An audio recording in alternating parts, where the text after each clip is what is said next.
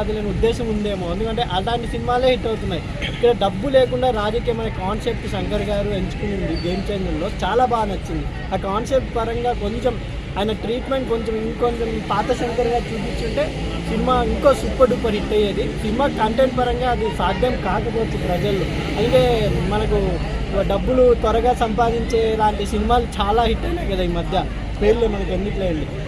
ఇలా దీంట్లో డబ్బు లేకుండా పాలిటిక్స్ చేయాలి, డబ్బు లేకుండా ఒక్క రూపాయి తీసుకోకుండా ఓట్ వేయాలనే కాన్సెప్ట్ ఒక ఐఏఎస్ ఆఫీసర్కి ఒక పొలిటీషియన్కి మధ్యలో జరిగే వార్ని గేమ్ చేంజర్గా చూపించారు. కొంచెం పాత శంకర్ గారు ఎక్కడో పాలిటిక్స్ దూరం అయినారు అన్నట్టు అనిపిస్తుంది సినిమా చూస్తే.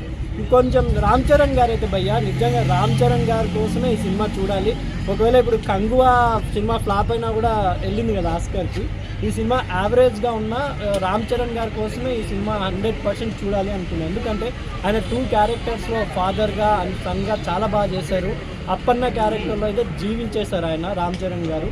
ఆయన కోసమే గ్లోబల్ స్టార్ ఇమేజ్ ఆయన ఊరికే రాలేదు, అంత హార్డ్ వర్క్ చేశారు కాబట్టి వచ్చింది.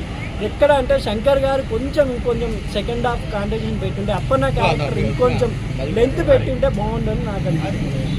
అయితే ఇప్పుడు అందరూ అందమైన సినిమాలు కావాలంటే శంకర్ సినిమా లాగా లేదు, ఇది వల్ల లేదు, ఒకవేళ అలా ఉంటే అంత ఎంగేజింగ్గా లేదు, రొటీన్ అవుట్డేటెడ్ కంటెంట్ అని చెప్తాను. కంటెంట్ పరంగా నిజంగా చెప్పాలంటే ఇప్పుడు రాజమౌళి గారు కానీ శంకర్ గారు కానీ ఓన్ స్టోరీస్ ఉండవు, కానీ వాళ్ళ పేరు మీద వాళ్ళకి స్టార్డమ్ వచ్చేసింది.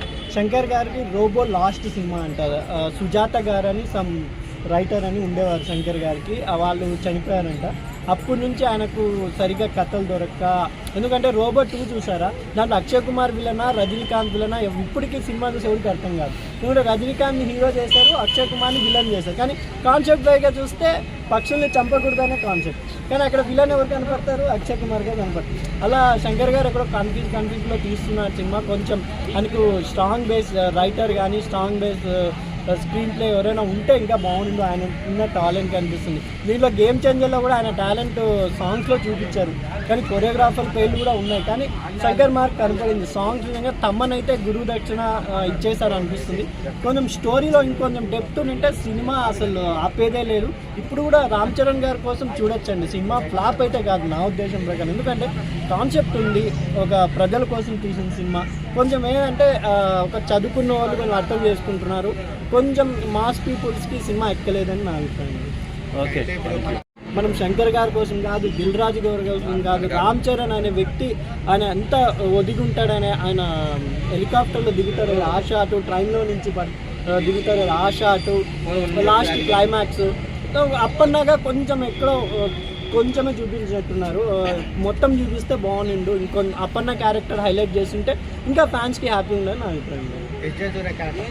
ఎస్ఏ సూర్య ఉన్నంతలో బెస్ట్ చెప్పుకోవాల్సింది. శ్రీకాంత్ గారికి మంచి క్యారెక్టర్ పడింది సీఎంగా, వాళ్ళ అబ్బాయిగా సూర్య గారు చేశారు. అంటే సూర్య గారు నెక్స్ట్ రాబోయే తరానికి ఇంకా ప్రకాష్ రాజు జగత్ బాబు కాకుండా ఈయన విలన్గా కనబడిపోతున్నారు అనే విధంగా చేశారు. ఆయన సూర్య గారు రామ్ చరణ్ గారు ఇద్దరు యాక్టింగ్కి మనం పెట్టిన డబ్బు ఇచ్చేసి వచ్చేసింది నా అభిప్రాయం. అవును, 92 crores.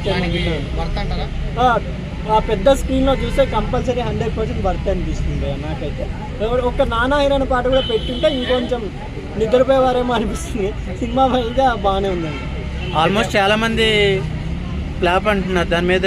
అంటే ఫ్లాప్ అంటే నేను అదే చెప్పాను కదా, డబ్బు త్వరగా సంపాదించాలి అనే కాన్సెప్ట్తో ఈ మధ్య చాలా సినిమాలు వచ్చాయి, హిట్ అయినాయి. సేమ్ స్టోరీనే మళ్ళీ రిపీట్ చేశారు శంకర్ గారు అంటున్నారు. సేమ్ స్టోరీ లేదు, ఒకే ఒకడు పాలిటిక్స్ లో, అప్పుడు పాలిటిక్స్ ఇప్పుడు పాలిటిక్స్ అని గ్రహించలేకపోయారని అనుకుంటున్నాను నేను. కానీ ఆయన ఎంచుకున్న కాన్సెప్ట్ ఏంటంటే డబ్బు లేకుండా రాజకీయం, అంటే ఓటు వేయాలి ప్రజలు అనే కాన్సెప్ట్ బాగుంది, కానీ దాన్ని ట్రీట్మెంట్ సరిగ్గా చేయలేకపోయారని నా అభిప్రాయం. ఎందుకంటే ఆ ఎంచుకున్న కాన్సెప్ట్ పరంగానే వెళ్ళింటే ఇంకో మాదిరిగా ఉండింటారు సినిమా అని నా అభిప్రాయం. 3 రామ్ చరణ్ గారి కోసం, అది ఆ 3 అనేది రామ్ చరణ్ గారి కోసం 3 ఇవ్వచ్చండి. ఓకే, థ్యాంక్ యూ అండి. నాకైతే సినిమా నచ్చింది. రామ్ చరణ్ గారి కోసం చూసి రావచ్చు, సూర్య గారి యాక్టింగ్ చూసి రావచ్చు. కాన్సెప్ట్ బాగుంది, అది ప్రజల్లో వర్త్ అయితే ఇంకా బాగుంటుంది. మేబీ నాకైతే నచ్చిందండి. ఒక్కసారి రామ్ చరణ్ గారి కోసం చూడొచ్చు సినిమా. ఓవరాల్గా ఎంత కలెక్షన్ కలెక్ట్ చేస్తుంది అంటారు? కలెక్షన్స్ మనకు ఐడియా ఉండవు భయ్యా, ఎందుకంటే ఇప్పుడు అది సింగల్గా రాలేదు. ఇప్పుడు పోటీగా ఇంకా 2 సినిమాలు ఉన్నాయి. అది కాకుండా తమిళ్లో కూడా విశాల్కి క్రేజ్ పెరిగింది. ఇప్పుడు ఎప్పుడో 12 ఇయర్స్ పాత సినిమాను రిలీజ్ చేశారు, మదగజరాజు. అది కూడా పోటీ ఉన్నట్టుంది రామ్ చరణ్ గారికి తమిళనాడులో.